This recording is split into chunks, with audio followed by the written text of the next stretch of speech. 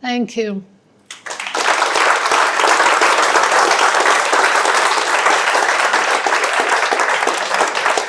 Thank you so much, Helena. So I'm going to talk about the religion of economics, and that's not what I usually talk about. But I've been learning some things recently that have caused me to basically take a new direction in what I think it's important to share, and so I'm not. It's not as how to say, fluent and at my fingertips as if I were just talking about deep ecology or about rainforest conservation or the things that I'm normally involved with. So the religion of economics. The fact that economics, the most pious religion that the world has ever known, has managed to audaciously disguise itself as secular is the real key to its unprecedented success. Not only secular, but a science. Not just a science, but the only one of the social sciences hard enough to have its own Nobel Prize. I propose that the first step to killing this false god and freeing the earth from its thrall is to unmask it, to name it, to say it like it is. So here I will tell the story of this strange religion, one whose Sabbath lasts 5 days out of 7, while for the truly devout, maybe 6 or even 7 days are spent worshipping in huge complexes of temples that scrape the sky, foul the waters and scorch the earth. When not in their office temples, the pious congregate in malls to shop unto exhaustion of the spirit and of the earth itself. I've spent over 40 years working on the conservation of nature and have long been troubled by the irrationality, indeed insanity, that destroys the biological fabric from which our own lives are woven. Although our actions to protect the Australian rainforests between 1979 and 1986 led to a stream of national parks in New South Wales, Tasmania and Queensland, for every forest protected in those years worldwide, 1,000 were lost, and it quickly became clear that there was no way to save the planet one forest at a time. Unless we could address the underlying psychological or spiritual disease that allows modern humans to imagine that we can somehow profit from the destruction of our own life support system, clearly these actions would make no difference to the progress of the 6th mass extinction which we find ourselves in the middle of. I believe that the best understanding of the psycho-spiritual dimension of the environmental crisis is to be found in a philosophy called deep ecology. The term was coined by the late Arnie Ness, Professor of Philosophy at Oslo University, and according to Ness, underlying all of the symptoms of the environmental crisis is the illusion of separation between human beings and the rest of the natural world, which Helena was also pointing to. And this illusion of separation is itself the result of anthropocentrism or human-centeredness, the idea that human beings are at the centre of everything. So we are the crown of creation. We are the measure of all being. The world consists of human beings on the one hand and resources for human beings on the other. The strongest root of this anthropocentrism is the Judeo-Christian tradition, where we learn that only humans were created in God's image and that man is to subdue and dominate nature, and nature is to be in fear and trembling of us. If we dig at the foundations of classical economics, we discover its Judeo-Christian roots. We learn that nothing has any value till human beings add their labour and intelligence to it.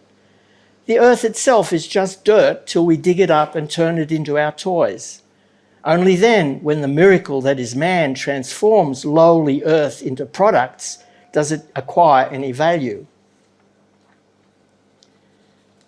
Contemporary economics is an utterly anthropocentric project. Value is created by human beings, and the only thing with intrinsic value are humans. Anything else may have instrumental value if it is useful for humans. if it is a resource. Just as Christianity and Islam usurped the sacred sites and holy days of the pagan religions they overthrew, now Christianity has been overthrown by its own offspring. A case in point is the transformation of Saint Nicholas, a 4th century Christian saint, into Santa Claus, a modern and postmodern god of consumerism. What used to be the solstice was subsumed by Christmas, and this in turn has been swallowed by shopping. Harvey Cox, Professor of Divinity at Harvard University, writes that disagreements among the traditional religions are trivial in comparison with the fundamental difference they all have with the religion of the market. He points out that the market religion has maintained the sacrament while reversing it. Sacred things like land, water, air, and even the human body are transformed into profane ones so that they can be commodified and put up for sale.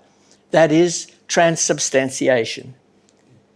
The willed but not yet achieved omnipotence of the market means there is no conceivable limit to its inevitable ability to convert creation into commodities. In the mass of the market, a reverse process occurs. Things that have been held sacred transmute into interchangeable items for sale. Land is transformed from the sacred into mere real estate.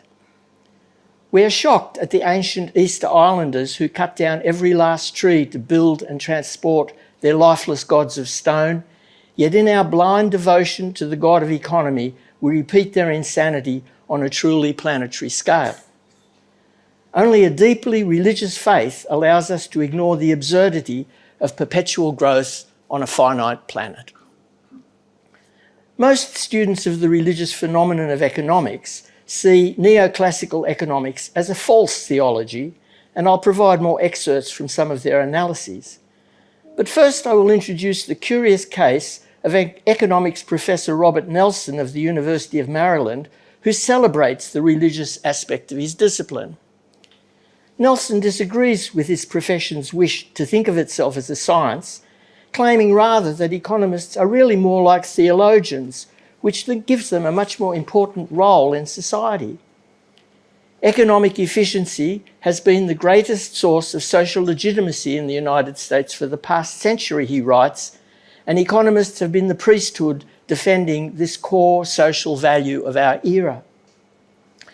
Nelson acknowledges many flaws in classical economics and concludes that whatever one might say today of the genuine truth value of economics as a body of scientific understanding, the practical reality is that the economics profession for many years was successful in asserting its scientific status. The economic priesthood could effectively police the theological territory of America. While, as we shall see, many scholars agree wholeheartedly with his claim that without certain theological assumptions, some of the most important conclusions of economic theory could not be sustained, unlike Nelson, most of these scholars use this conclusion to debunk economics rather than exalt it. David Loy gives us the most compelling of the many critiques of economic religion in his Religion of the Market. He sensibly warns us that Nelson could be said to have overlooked the market religion's sacrificial aspects of worsening global poverty and environmental degradation, and points out that in 1960, countries of the North were about 20 times richer than those of the South.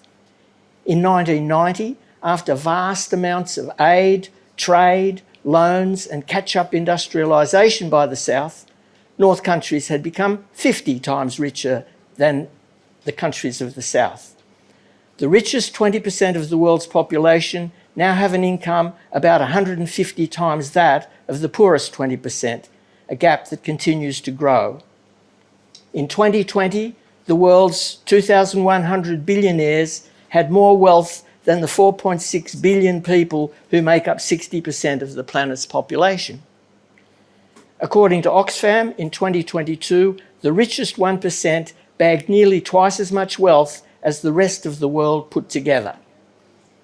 A tax of up to 5% on the world's multi-millionaires and billionaires could raise $1.7 trillion a year, enough to lift 2 billion people out of poverty. The market religion's sacrificial aspects? We might imagine that this situation arises somehow accidentally, an unanticipated contingent effect of the economic, religious structures that rule the world. A closer inspection, however, reveals a much more sinister picture.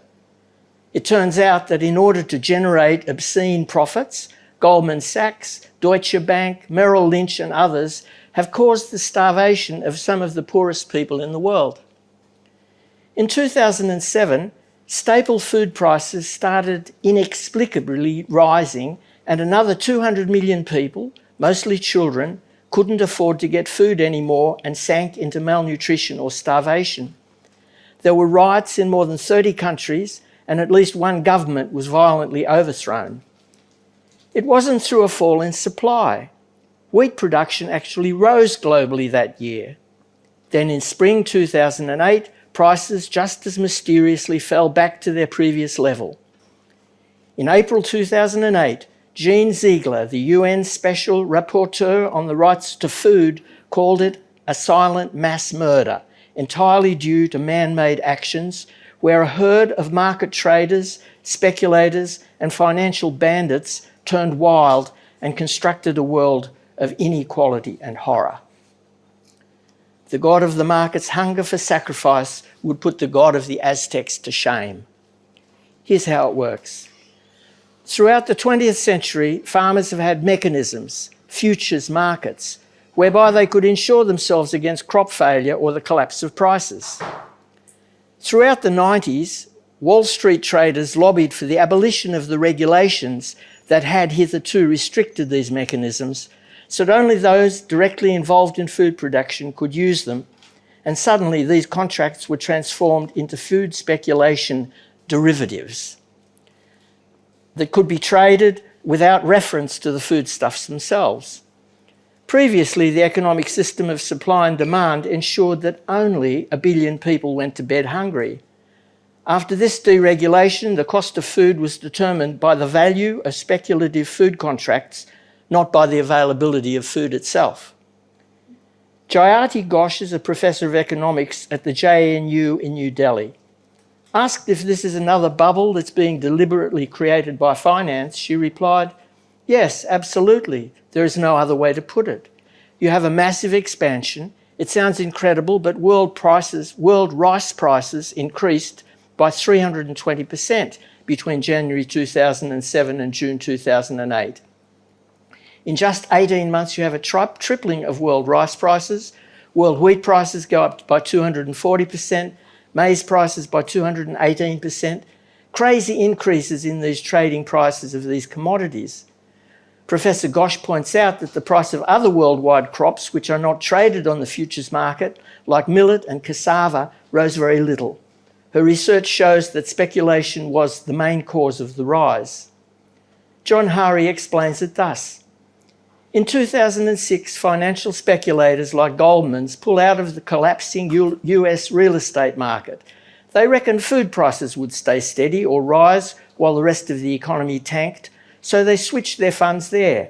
Suddenly, the world's investors stampeded onto this ground. So while the supply and demand of food stayed pretty much the same, the supply and demand for derivatives based on food massively rose, which meant the all rolled into one price, shot up, and the starvation began. The bubble only burst in March 2008 when the situation got so bad in the US that the speculators had to slash their spending to cover their losses back home. The world's wealthiest speculators set up a casino where the chips were the stomachs of hundreds of millions of innocent people. They gambled on increasing starvation and won.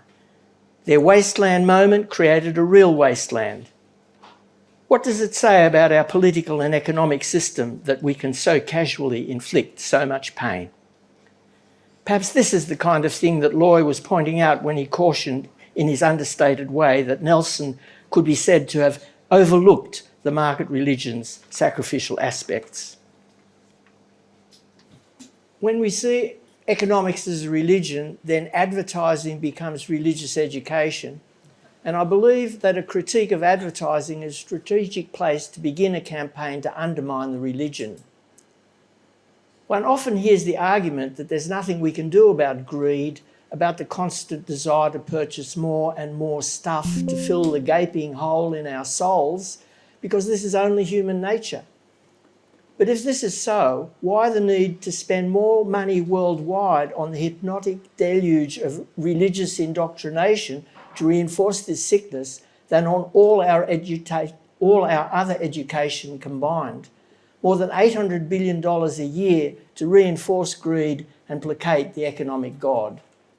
Arnie Ness says that ecological ideas aren't enough to save us. We need ecological identity, ecological self.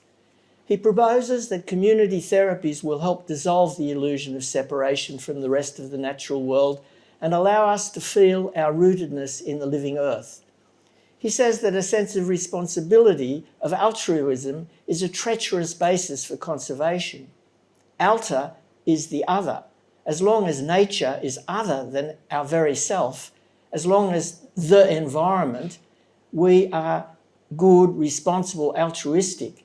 When our life is suffused with ongoing experience of connectedness, when the work that reconnects becomes our spiritual practice, then we no longer need to be good to stand up for the other. Defensive nature becomes merely self-defense, and this is a lot easier for us than being good or responsible. Arnie Ness says, the requisite care flows naturally if the self is widened and deepened so that the protection of nature is felt and conceived of as protection of our very selves. That is, it's no use sacrificing our desire for ever more material junk. We have to stop wanting these things, stop finding them pleasurable rather than bravely foregoing their pleasures. Like with any addiction, we must ask, what is the real underlying problem? What is it we are not facing up to and avoiding by our consumption habits? So far this presentation is largely based on my research for a chapter I wrote in 2011 for the University of Western Sydney's book Social Ecology. The reason that I chose to make economics the subject for my presentation tonight is that the issues have been brought to the fore for me of late as I learn of the machinations of the Atlas network corrupting our current information landscape. The Atlas Foundation and the 500 or 600 think tanks which it has spawned, George Monbiot calls them junk tanks, are funded to the tune of about $800 million a year by ExxonMobil, the Koch brothers, Gina Rinehart, Rupert Murdoch and the usual suspects to keep their obscene profits flowing as our world slides to oblivion. Their purpose is to corrupt the information landscape, to make it look as though there is climate science, that it's still controversial, to drown the signal in noise. Jeremy Walker from the University of Technology in Sydney, who's done some of the most important research exposing Atlas, wrote an important book chapter titled Silencing the Voice, the fossil-fueled Atlas Network's campaign against constitutional recognition of Indigenous Australia. He shows the same puppeteers using the same playbook, disinformation campaigns, manipulating opinion against Canadian Indigenous resurgence as that which caused the plummeting of support for yes in Australia from over 60% to less than 40% in the year leading up to the referendum, and the same playbook pushing for the criminalisation of climate protest. So these are some slides from the Melbourne Atlas Lies, Planet Dies. I'll just finish up by saying the lesson that we need to learn, I believe, is that unless we can expose their machinations and restore a level information playing field, it'll be impossible for public opinion to fall into line with the science, impossible for a people's movement to emerge strong enough to sweep away the vested interest driving our world to extinction. Any of you who'd like to research this further, while there's a discussion taking place, I'll hand around a sign-up sheet for Helena and myself, and I'll send out a link to where there are references that will support all of the accusations or claims that I've been making. I exhort you to include exposing Atlas and educating the community about them with whatever other activism you may engage in. And I'd just like to, I guess, thank Regen Sydney and the Cooks River Alliance for organising this, and all of you. Your donations tonight are supporting local futures and supporting a project that I've been working on for 30 years, which is the Los Cedros Biological Reserve in Ecuador. I'll just say a few words about that we recently were able to eject a multinational Canadian mining company from Los Cedros, perhaps the most biologically diverse region in the whole world, as a result of the first successful use of the Ecuadorian constitution was the first in the world that included the rights of nature. And we used the rights of nature in our court case and took it up to the Supreme Court in Ecuador, and we won. And so the rights of nature...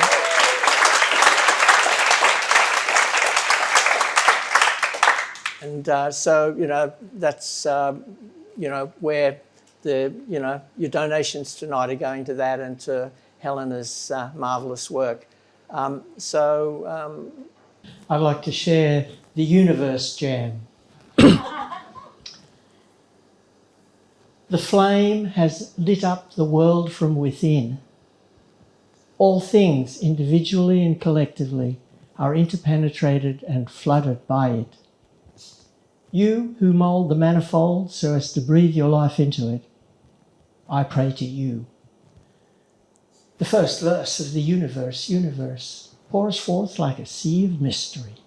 Out of the void, unmanifest silence. Space-time comes into existence, unseen shaping, swirling, unfurling. Hydrogen, helium, divine is revealed within galactic whirlpools as energy flows in.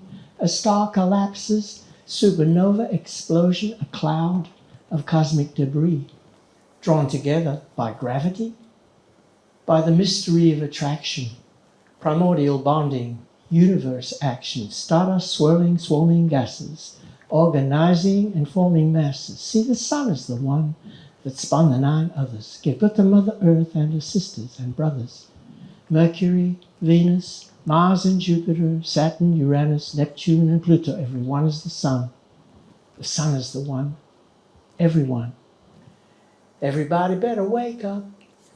And the earth gave birth to continents and oceans, shaping and shaking in waves of emotion, crashes of lightning, bombarding and striking, exposing the globe as it glows like a strobe, and setting the stage for the first cell of life. So simple, so basic, so primal that I place it at the top of the chain from which all life sprang. More forms adorn the earth as they bring diversity dispersing the song of creation. Ring in the dawn, sing along in celebration. I just want to celebrate life. I just want to celebrate Earth. I just want to celebrate the cosmos. I just want to celebrate. The sea comes alive, starts to thrive with new life forms. Storms swept the planet, plants crept on granite enchanted by the sun's solar power. The earth gave birth to green leaves and flowers. Lava flows, mountains rose, tropical islands, forests and meadows, fed by the freshwater streams, the veins, heavenly rains drain back to the sea. The fish are set free as they swim onto sand. Fins turn to limbs and they limp onto land. Amphibians, reptiles, new styles of creatures, seeing through new being the range of her features. The earth, your mother, gave birth to eyesight, looking within as she spins in the sunlight. On to the dawn, to the day of the dinosaur. Pterodactyl soars, Tyrannosaurus rex, towering, devouring. So who's up next? Mammals and primates, all life interrelated, divinely created. So don't you think it's time we celebrated? I just want to celebrate life.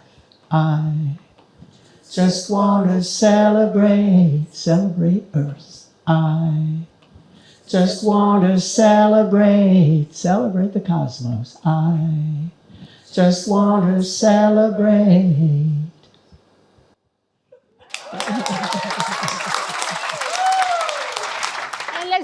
hand for Kieran and for you also. Thank you so much.